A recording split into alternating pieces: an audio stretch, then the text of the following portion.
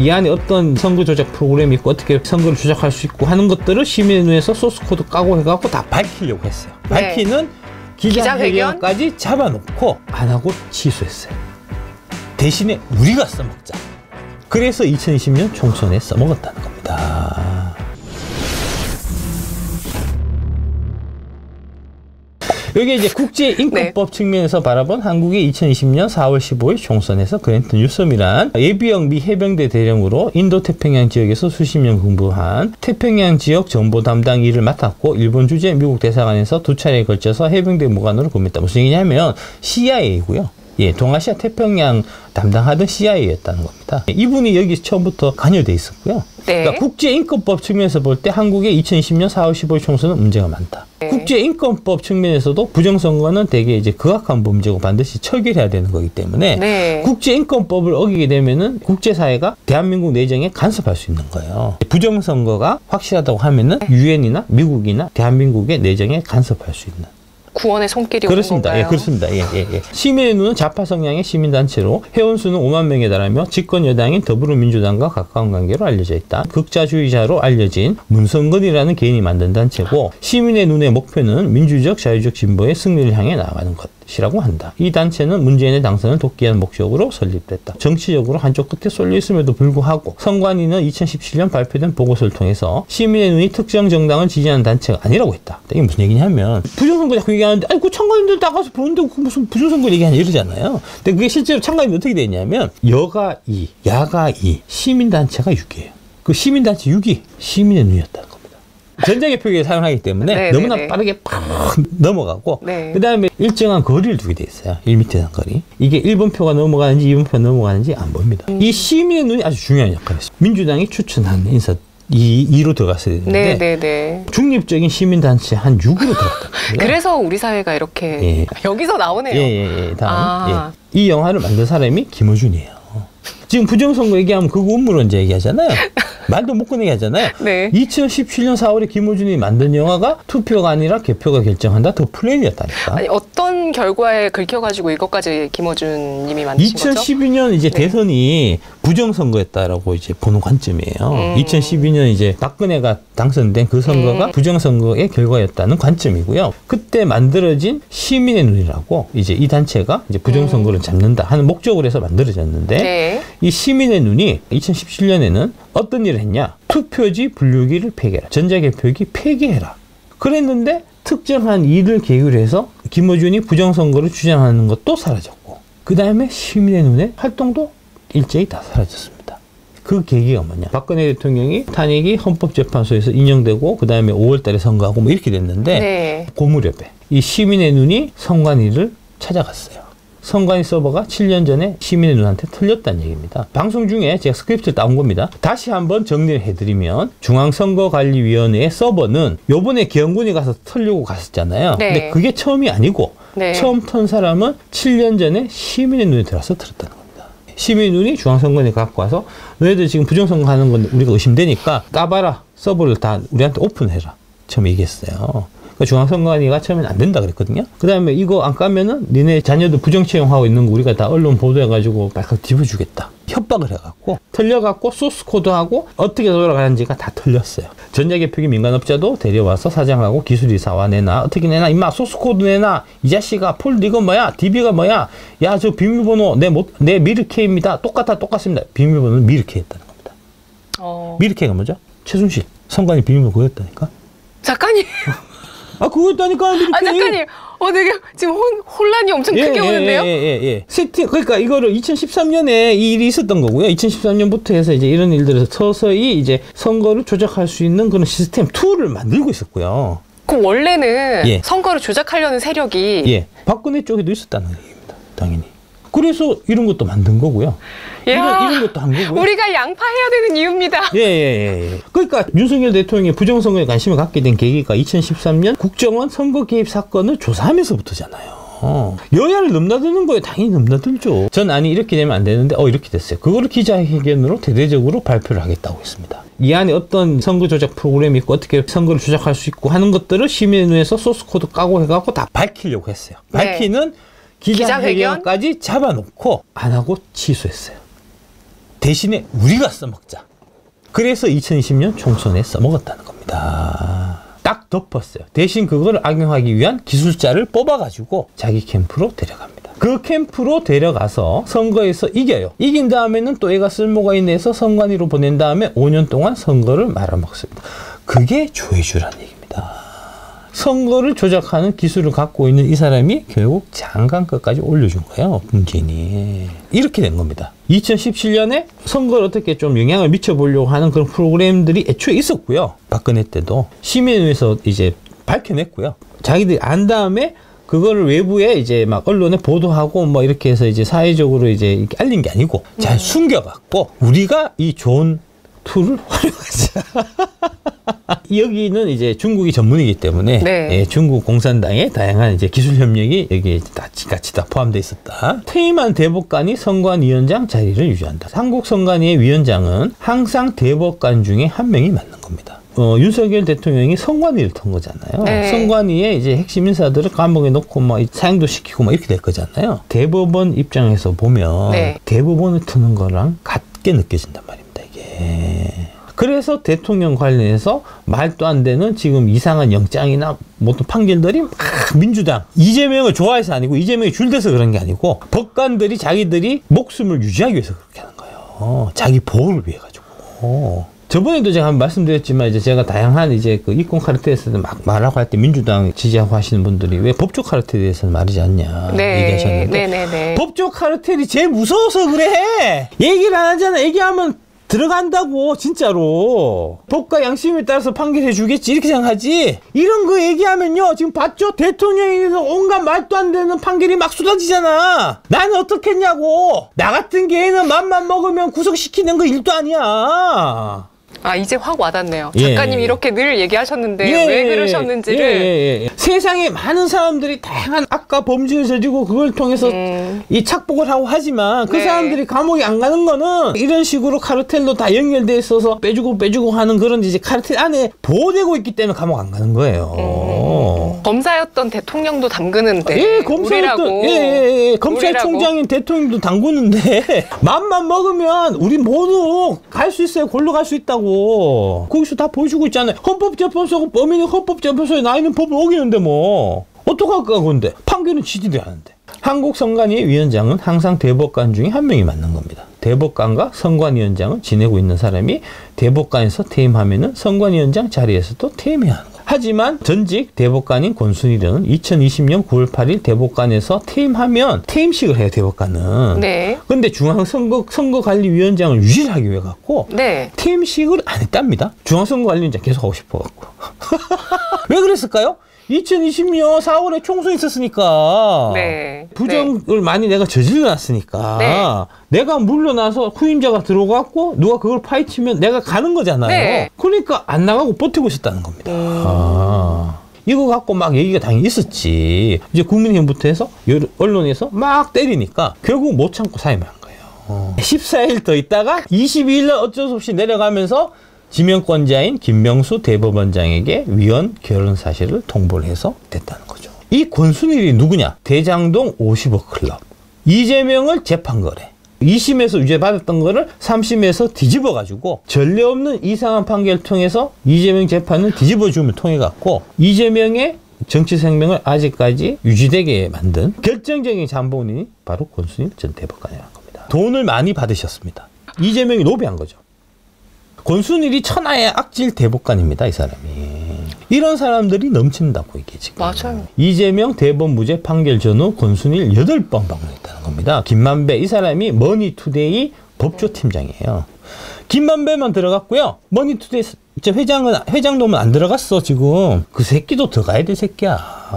당연히 회장한테 보고 들어갔지. 이 큰 게 있었는데. 보고 말고 딴 것도 있을까요? 그럼 유착 관계가 있다고 보세요? 예, 그렇겠죠, 당연히. 예, 거기서 앞장서 갖고 윤석열 대통령 당구려고 막 기사를 올리고 막 그런다고, 지금. 1년간 8차례 김만배가 대법을 갔다는 거죠. 김만배가 권순일을 8번을 만났다는 겁니다. 김만배 압수수색 과정에서 나온 노트에 메모된 2020년 5월 성태 20억은 무엇인가? 이 금액은 내가 정진상으로부터 지시를 받고 김만배에게 요구했던 20억 원. 우리의 저수지 돈 가운데 빼내려 했던 금액과 같다. 김만배가 이런저런 이유로 거절하는 바람에 나는 정진상에게 본인이 직접 김만배한테 이야기하라고 했었다. 나는 당시 김만배에게 똑똑히 들었다. 쌍방울 통해 권순일에게 로비했다는 말을. 그리고 대법원 판결 전에 백종선으로부터도 똑똑히 들었다. 권순일에게 약쳐놨다는 말. 이 백종선이라는 사람이 누구냐 하면 이재명이 성남시장 할 때 비서실 했던 분이고요. 가수 백아연이라고 있습니다. 네네네. 네, 그 아빠예요. 이재명의 공직선거법 위반 사건은 무죄가 나올 수 없는 사건이었다. 1심에서 무죄를 받았지만 2심에서 벌금 300만 원을 받아서 처벌 직전까지 갔었다. 100만 넘어가면은 5년 동안 출마 못하는 거예요. 대법원에서 뒤집을 확률은 거의 제로에 가까웠다. 이게 왜 그러냐 하면 3심은 사실관계를 판단하는 게 아니고 법리가 제대로 적용됐다는 것만 판단하기 때문에 사실관계가 인정됐기 때문에 법리는 바뀔 게 없었어요. 근데 그 어려운 일을 해냈다는 거죠. 김만배가 권순일한테 로비해가지고. 그렇지만 파기환송으로 전합의체에서 무죄를 받았다. 그 어려운 일을 해낸 사람은 다른 아닌 김만배였다. 대법원 판결을 앞두고 비타 500 음료 박스를 들고 권순일 대법관을 찾아간 게 8번이었다는 거죠. 이 권순일이 중앙선거관리위원장이었다고요. 2020년 총선 부정선거 할 때 최고 꼭대기에 있던 사람이 권순일이었다고요. 이거 어떻게 정리해야 되지? 이런데 판결이 뭐가 공정하겠냐고. 로비의 힘이 얼마나 막강하다는 걸 보여준 사례 아닙니까? 기본 50억이라고 하시네요. 기본 50억입니다. 예, 성공 더 받았을 겁니다. 더 받았을 겁니다. 어떻게 하면 더 좋게 받는다 그랬죠? 코인이요, 코인. 그래서 김남국이가 코인을 그렇게 열심히 한 거예요. 김남국이 이재명 지갑 들고 다니는 사람이었단 말입니다. 지갑. 실물 지갑 말고 실물 지갑도 들고 다녔겠지만 비트코인 지갑도 당연히 들고 있었겠죠. 김남국이 중앙선거관리위원장이고 임기는 6년 임기를 다 채우고 은퇴하는 경우는 거의 없다. 특히 정권이 교체되면 바뀐단 말입니다. 그런데 노태학은 정권이 바뀌었는데 네. 윤석열 대통령이 임명하지 아니하고 문재인이 임명을 해놓고 갔죠. 숨길 게 많았으니까. 선관위는 대법관 중에서 가장 정치적인 색깔이 없는 사람이 해야 되는 거예요. 네. 여당도 아니고 야당도 아니고 그런 거잖아요. 네. 그죠? 무색무취한 사람. 근데 우리 법 연구회를 또 앉혀놓으면 어떡하냐고. 이거 이상한 거잖아. 문재인이 5월 9일까지가 임기였고 노태학은 5월 17일 날 공식 취임을 한 거니까 당연히 5월 17일 날 공식 취임하는 선관위원장이니까 과거의 전례에 따라서 대통령이 지명해야 되는데 네. 이제 5월 9일이 임기 끝나서 나가는 새끼가 마지막에 이거 알바 깨고 나갔다고. 김명수하고 둘이 짬짬해갖고. 그리고 얘가 취임하기도 전에 6월 1일 날 지방선거 관련해서 윤석열 너 선거 개입하면 안 되니까 조심해. 오해살 모습 자제해. 이렇게 얘기했다고요. 저기 선거관리위원장으로 임명되기도 전이라고. 다음 두 번째 언제? 2020년 그 다음에 2024년 총선 그리고 2022년 대선 그리고 2022년 지방선거에서는 경기도지사 선거에 아마 일이 있었을 거다라고 추정하고 일부는 서울구청장 선거에 관여한 흔적이 좀 느껴진다. 이제 그런 겁니다. 핵심은 뭐냐면은 이제 부정투표지를 집어넣는 거니까 투표 인구수가 있고 거기다가 투표하지는 않았는데 가짜 투표지를 만들어서 유령투표지를 만들어서 거기다가 얹으면 그럼 어떤 현상이 일어날까요? 투표율이 올라가겠죠. 이렇게 올라간다는 겁니다. 2016년 총선에 투표율이 58%였어요. 2020년에 총선 때 투표율이 66.2%입니다. 8.2% 갑자기 늘어요. 이 중에 상당수는 몰래 집어넣은 투표지랍니다. 코로나 때인데. 예, 코로나 때인데. 예. 그 다음에 2018년 지선에 60.2고 2022년 지선은 50.9예요. 10%가 줄어요, 오히려. 그랬다가 24년 총선에 다시 이렇게 확 는다고. 그럼 이때는 관여 안 한 건가요? 그래서 관여했다고 보는 겁니다. 예. 2022년 네. 지방선거에서는 크게 관여 안 했을 거고, 다만 아까 말씀드렸던 핀셋으로. 예. 큰 틀에서 할 수 있고, 작은 틀에서도 할 수 있고, 전체 결과를 바꿀 수도 있고, 각 지역구별로 특정 누구 다 가능하다는 거죠. 22년 지방선거요. 경기도지사 선거 관련해서 요거만 조금 잠깐 말씀드리겠습니다. 방금 보시듯이 2018년 대비 2020년은 거의 한 10%, 9% 정도 이제 투표율이 떨어졌어. 윤석열 대통령이 이기고, 그 다음에 바로 이제 이어서 지방선거가 이제 치러졌기 때문에 아마 판세가 많이 기울었을 거다. 내가 나가서 안 찍어도 뭐 국민의힘이 다 먹을 테니까. 라고 이제 민주당 쪽에 이제 투표 열기나 이런 부분들이 상당히 좀 떨어졌을 거고, 가짜 투표지 넣고 이런 것도 많이 작업을 못했을 게 그 중간에 선거관리위원장이 교체가 돼가지고. 그랬을 거라고 보는 거고요. 네. 그 와중에도 이제 아주 중요한 선거가 경기도지사 선거가 있었다는 겁니다. 네. 그래서 그건 아마 손을 대지 않았을까. 라고 보는 게 일단 이제 데이터로 보면 18년 지방선거 투표율이 60.2였습니다. 전국이. 그리고 경기도는 57.8이에요. 그러니까 이제 네. 차이가 2.4% 정도 지방선거 투표율이 떨어지는 거죠. 그리고 2022년 지방선거를 보면은 50.9%로 보시듯이 9% 정도, 9.1% 지금 이제 투표율이 떨어졌는데 경기도는 50.6이에요. 떨어지는 폭이 비해갖고 이 떨어지는 폭이 적잖아요. 네. 2.4%가 평균 대비해서 덜 나온 건데 여기에는 0.3%만 덜 나온 거잖아요. 네. 그러니까 2.1% 가짜표가 경기도지사 선거에 투입됐을 가능성이 있다라고 보는 거고요. 왜 그러냐 하면 그 전에 경기도지사가 이재명이어서 그렇습니다. 이재명 지사가 대선 나가기 위해서 나갔고 그 자리에 경기도지사 누가 새로 이제 들어와야 됐는데 네. 들어와서 서류나 자료나 이런 걸 막 보니까 온갖 부정이나 부패나 이런 걸 저질러 온 증거들이 막 있어요. 그걸 잘 갖고 있다가 네. 검찰이 압수수색 왔을 때 잘 전달하면 그럼 이재명 어떻게 되겠죠? 감옥 가겠죠. 그래서 이게 중요했던 거예요. 이재명 입장에서. 백현동. 예, 백현동. 예, 예. 백현동 하면 대략 한 1조 5천억 정도 됩니다. 예. 그래서 이 경기도지사 선거는 민주당이 반드시 이겨야 될 필요가 있었던 선거고요. 엄청 박빙이었습니다. 진짜 박빙이었네요. 예, 예. 선거 부정으로 이긴 겁니다. 이 경기도가. 김동연이 되고 난 다음에 네. 경기도청에 압수수색을 검찰에 들어가면은 개기는 거죠. 안 주고. 그러면서 정치적 모형의 가액수수다 이런 식으로.